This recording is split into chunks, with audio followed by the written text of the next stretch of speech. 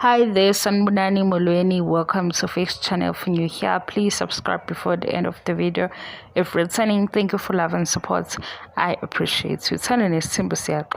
Wait, guys. Kandi labo tate laba bathi uma ngabe akapheke ahambe basebeqinisile. How? Phela na kula kuthando nesithembu season 7 bafika nalo sisi lo udade adedla lapha kwimbewu. Usedla lapha kumkhokha. Anisamqalazi ngisho kabili kathathu nimbhekisisa ukuthi lo dade simazelaphi. Senithi nje shosho mangabe uyahamba. Awunashweba ke bandla ngoba thina nonesi sisahle la siyabala kumgodlagodla ukuthi kuhlangana lona nileli miliyoni esilifunayo. Selihlangene lesibili lihlangene lesihlangen ukuthi ngathi kusafanele ukuthi qhubeke kancane kucwale ibalance lefunekayo. Emva kwalokho ke sesingabuka ku next move ukuthi uthini. Angithi wathi uma ngabe ulalela onke lamakhosikazi ayiyinga yithi ke phela esithi phambili ngonesi esiyilezo yinga kodwa nina naphoxeka senithi uma ngabe akahambe manje unitshelile ukuthi ujahile senithi nje lo yasisiloya odlala kwimbewu uyena. Hawu imbewu seyaphela udlala kumkhokha. Hawu hayi nina niyakhohliseka yikho ningicasukela kangaka niyashesha ukukhohliseka. Lo sisi lo odlala lapha kumkhokha engathi unayo husband wakhe ngathi ngempela la ku Instagram wakhe kukhona ngisho izithombe zakhe ze-pregnancy. Manje indaba yakhe ayisahlangani nomsileko kodwa nayihlanganisa yagcwala ema-page-ini nasisho uma ngabe yena wayicabanga ukuthi uzofika egcineni mase-ke eyalawula. Niyawubona ukuthi lo mona lwena ubona nobona endaweni wrong ngoba kube niyanibukisa lo mona why ningasho ukuthi la nibona khona umona shuthi unomona ngomangwabe ngoba phela umangwabe ukwazi ukujika izinto afike zikhona. Ngaphezulu kwalokho umangwabe wazi wathi nayi i-business plan. Ngicela lapha ke imadlana yokuthi lisimame le business uyabo izinto ezenziwa umangwabe ebese kugcineni eshintsha imithetho mase nikhomba umona niukhombe endaweni wrong. Niyabona ukuthi ngiqabelani ukuthi lo mona wena ukube sibala umona oyiqiniso ngabe phela kuthiwa lona wafike yena wafike egcineni selivalwa uye leli gate engavulwa nguye. Waphinde futhi yena wathi ucela imali wayithola wavula nebhizinisi yabo izinto ezibalekayo nezibonakalayo. Mase sithi ke hawu maye nomona ke bekufanele mhlawumbe engabeke izinto akhalaza ngayo zilapha ya. Manje kuyasho ukuthi lapha kunomsuka waleya behavior leyesisibe siyibala ukuthi indaba. Angikho ke lapho ke kulokho sisazobe sikuxoxe ngelinye ilanga mase ni right indaba lezana zalapha eduzane komakhelwane bethu ngoba indaba evela lapho uthando nesithembu zikhona komakhelwane benu niyanizenzisa lapha ngami kodwa ngizobabaza laba abathi nje uma ngabe akapheke ke ahambe usefikile number 5 lo yasisi nje odlala kumkhokha. Futhi ngathi ngimbona ngecela ngathi hayibo ungeke ngambona nje lo sisi ku TV kusuka umkhokha ke nawo ke balokhu benza lama location bioscope abayenzayo uyabuka ubuye ungabuki kodwa ngamkhumbula kwimbewu ngathi hawu lo kwimbewu nangu senithi nina uma ngabe uphekileke kanti ozophekisa uma ngabe sizombona futhi ngesizimbona ngoba akakekho. Nizongangikholwa ngoba phela mina sengidume ngamanga la ukuthi ake kodwa kade asho umnikazi wendaba ukuthi nje indaba ya number 5 ineyomshado kade nadlula kulo kodwa lapha ku TV akadlulile kuyona. Ngifuna ukunilandela le episode asho kulo ukuthi kade wadlula kwindaba yomshado kodwa le ndaba yomshado ufanele ixoxe lapha ku TV ukuze njani ethola ama views kuze njani kujabule labo sisi abajabulayo lokho bethi walayeka lo nkosikazi walayeka. Nina nisuke nibe phakathi kakhulu guys hayi nani yikho nje ngingahlebeki ngani singakwazi ukuhleba nani kamnandi kube mnandi uzosihleba nge TV show niphakathi lapha yana. Hawu Ningene nini ngempela emzumba asixoxeni asithethi nje siyaxoxa. Nina nivulele ubani wathi ngenani phakathi? Ngoba i-TV show iyanqaba ukuthi sibe phakathi. Yazi inqaba iyanqaba i-TV show ukuthi sibe phakathi. Usuke usuwedwa nje usuyicubungula into ukuthi hayibo. Lana kahle kahle kunjani kanti? Uyabo usubukusisa. Kodwa i-TV show ayisifaki phakathi. Bengasho nje uMpumelelo bethi hhayi masuke shutha kuba njena shutha nje nakho akasakhumbuli yena ukuthi wadelela umamkhulu.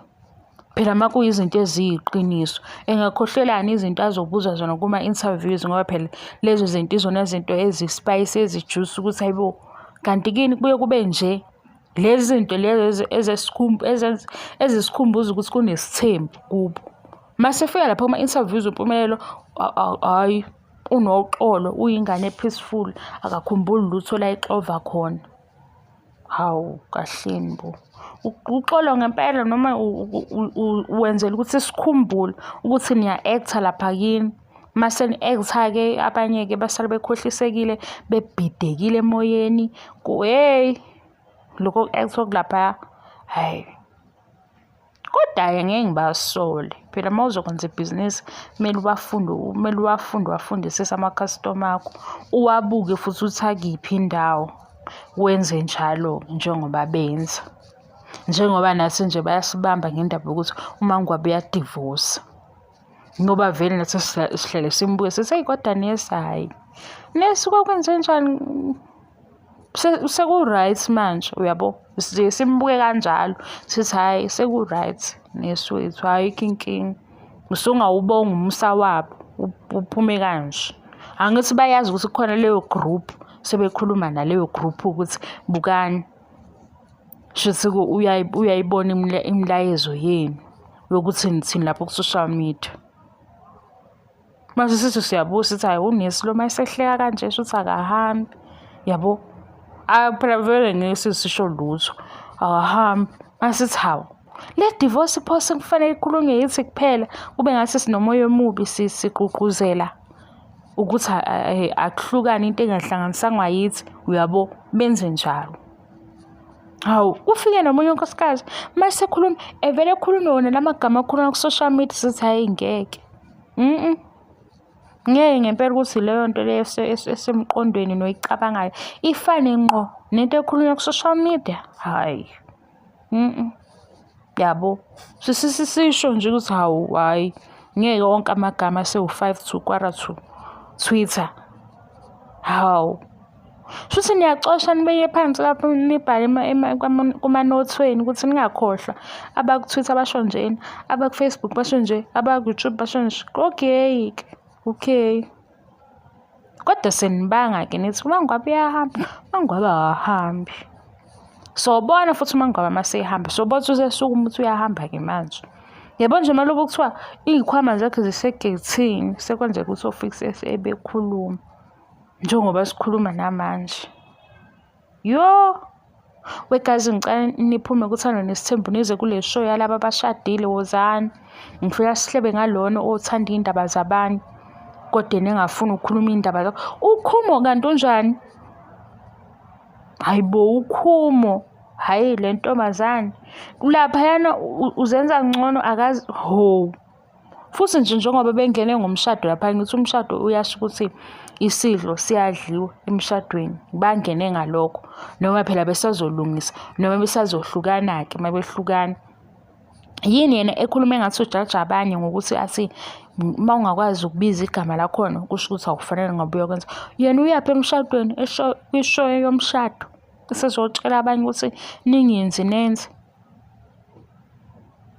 Hawe guys, niyama nikhumbula kule show ngesikhathi kushadwa bathini lapha sekumiwe phambi komfundisi.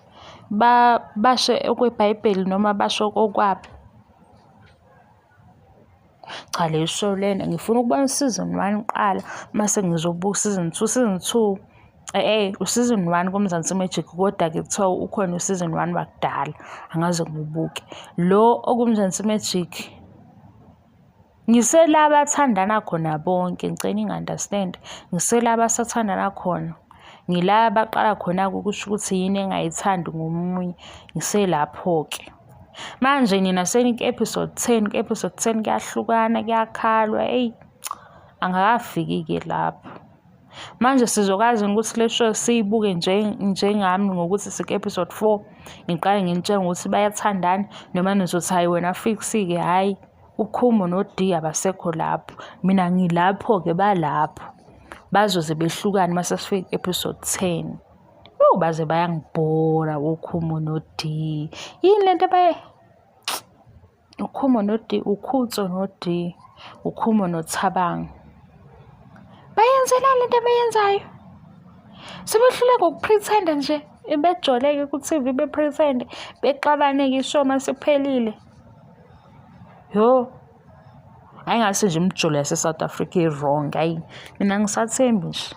Nina niqamba amanga futhi la ku-social media nithi ni-happy emijolweni yenu. Yini ndaba yonke imijolo ilobe ishona phansi lana e-South Africa? Kodwa ku-social media ni-happy nina.